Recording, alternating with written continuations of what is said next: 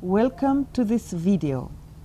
Today is the 19th of May in 2013 and we are here in Pretoria, South Africa. I'm sitting here with Catherine Odora-Hoppers. She is a professor at the UNISA University in South Africa here in Pretoria. I'm reading now to you a letter that her brother wrote last year about her. The letter is titled, "Who is Catherine alum Odora-Hoppers?" And it starts as follows.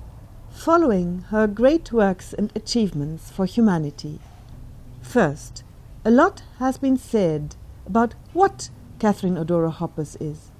Her struggles to bring out what has been or is being suppressed, often by design of society, is now paying off. Increasingly, more and more people in our societies are realizing and recognizing their own inputs into the organized suppression or hiding of the truth. Second, Catherine is the daughter of late Gerolina Amuna and late Adonia Onen. Gerolina is her mother and Adonia is her father. Both rest in peace.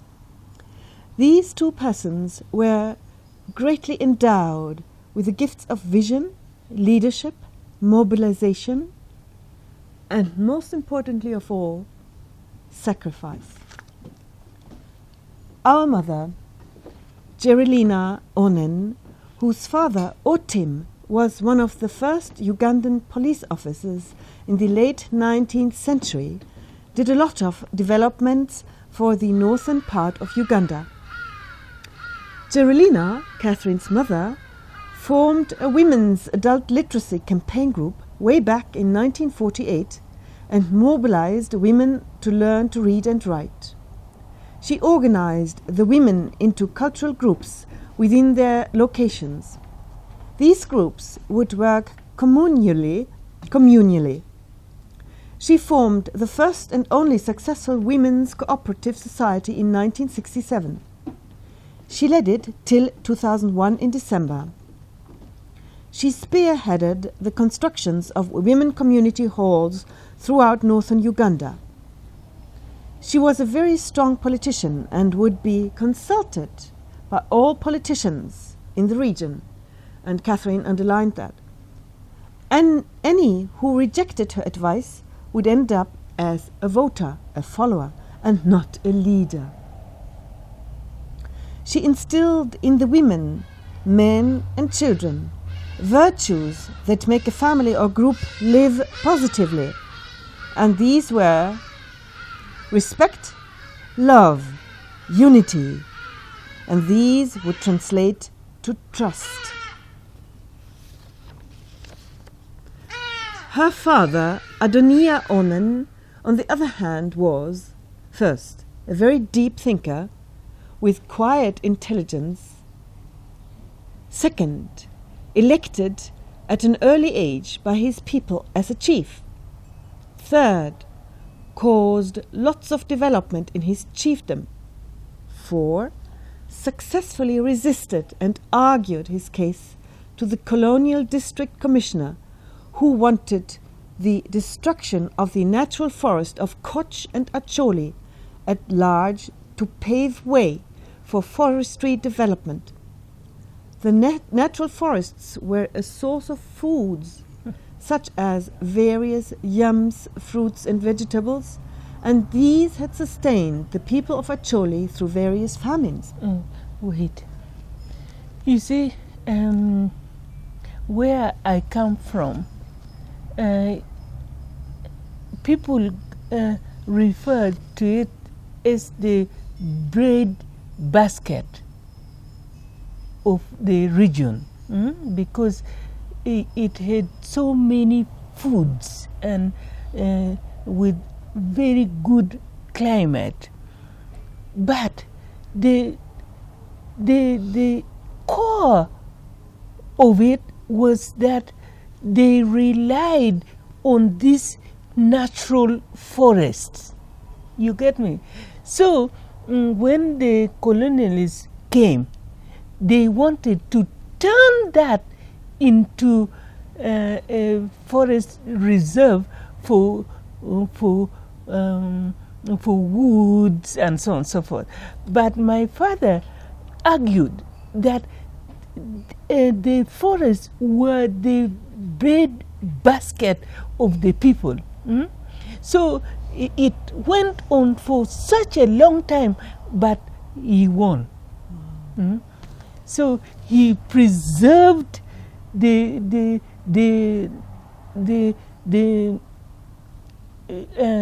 forest that gave to people the livelihoods. Yes. The survivors bore witness to our father's argument, and finally, the provincial commissioner overruled the district commissioner. Yes. Adoniya Onen retired into agriculture and planted the only large orchard in the whole Acholi sub-region, his farm becoming a training center. 6.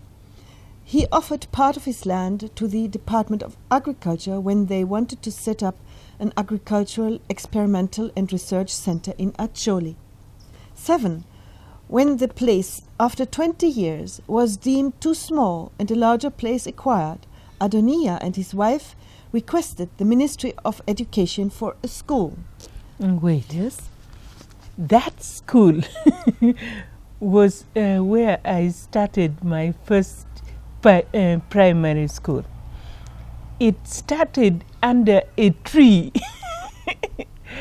And when the women were going to fetch water, they posed in the classroom saying hello to the teachers and so on. And us, we were down on the floor, writing on the floor with the sticks that we broke on the way to school. So sometimes the women's water poured on our whatever, on what we were writing on the ground. And when the women's water poured on on our almost homework, but we were writing it on the ground, close to the path. It was a very embedded setup. So it's really wow. This was granted in 1961, and the school is called Kweyo Primary School, where Catherine, myself, and many others studied. 8. Adoniya, Catherine's father, the deep thinker, recognized early the potential of his wife, Jerulina, and encouraged her in all ways, despite criticism by other men and women. 9. We have lost many prominent members of the family in pursuit of the common good of humanity. Catherine Odora-Hoppers is the result and product of the characteristics of the parents.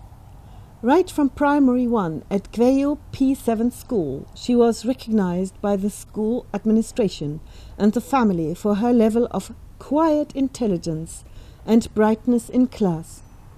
Catherine performed with flying colors at all her schools and set her final exams for her first degree in a Zambian hospital, having delivered her daughter a few hours earlier. You see, my daughter is called Maureen Hoppers. She's in Sweden now, and she's working with the Swedish Institute as a manager for alumni. So that is my daughter. I had delivered her at 1:45. And I insisted that I would write my exams in the hospital room. 2 hours later. So a priest came to supervise me. Wow. And I wrote everything in one day. Wow. I write I write the exams for this subject. I put it there. I take the questions for the next exam and I write it and put it there.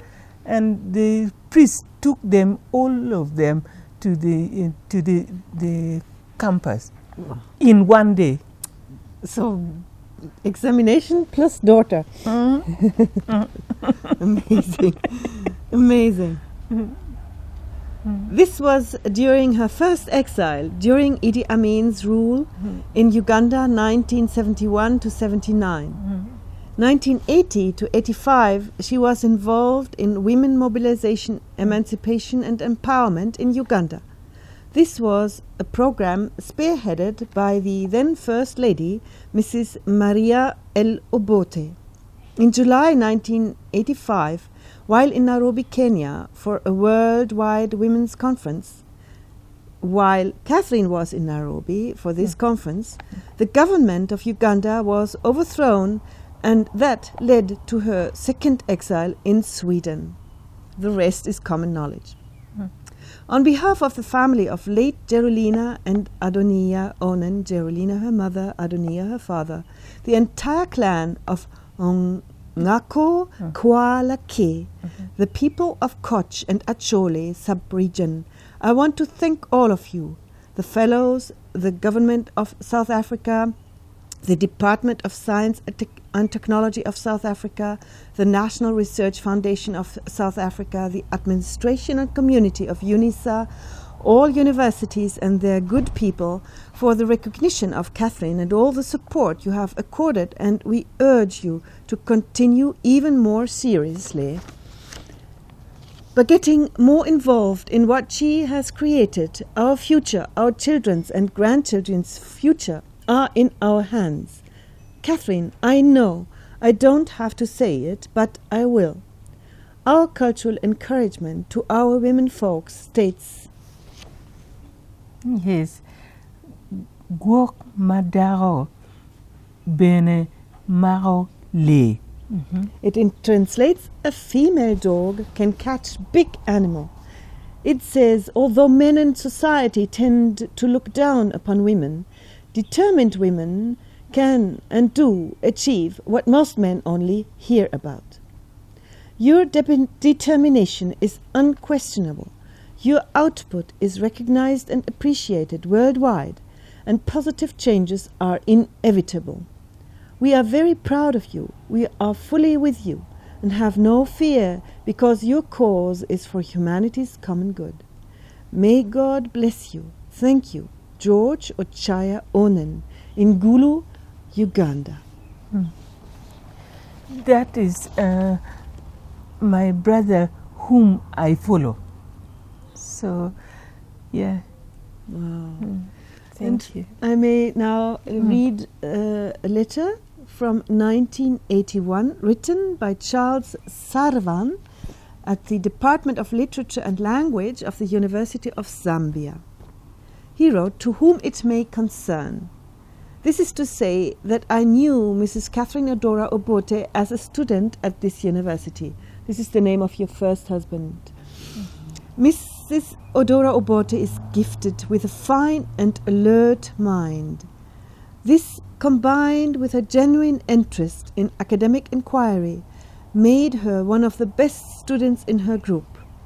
Her confidence made her independently examine and question propositions and concepts, rather than accept them on faith. Her presence in tutorials made for lively discussion and was an academic stimulus. Her command of the English language facilitated the clear and economic expression of even subtle and complex ideas. Though not a Zambian, her ability to mix easily with others, her poise and charm, all went to make her popular. I wish Mrs. Odora-Hoppers well and will be glad to answer such specific questions about her as lie within my knowledge. Signed, Charles Sarvan, PhD. So I forgot to say that the name that is on the first page is Catherine Alum Odora-Hoppers. So Alum was your birth name. Yes. Thank you so much. I would love to also read the plates you had in your house when you Yes. moved into your house. You see, I moved into this present residence in 2008. And when I came to this house, I wanted to make it a home, not a house. So I took different quotes and I plastered them all over the house. And I would like Dr. Lindner to read you each quote. So it was a house full of messages. Yes. So this is the first message. A man's got to do what he's got to do. A woman must do what he can't. One is not born a woman, one becomes one. A woman is the full circle. Within her is the power to create, nurture and transform. What is better than wisdom? Woman. And what is better than a good woman? Nothing. A bird doesn't sing because it has an answer. It sings because it has a song. The greater your capacity to love, the greater is your capacity to feel the pain. Thank you. Thank you so Thanks. much. Yeah. Thank you. Thank you. you.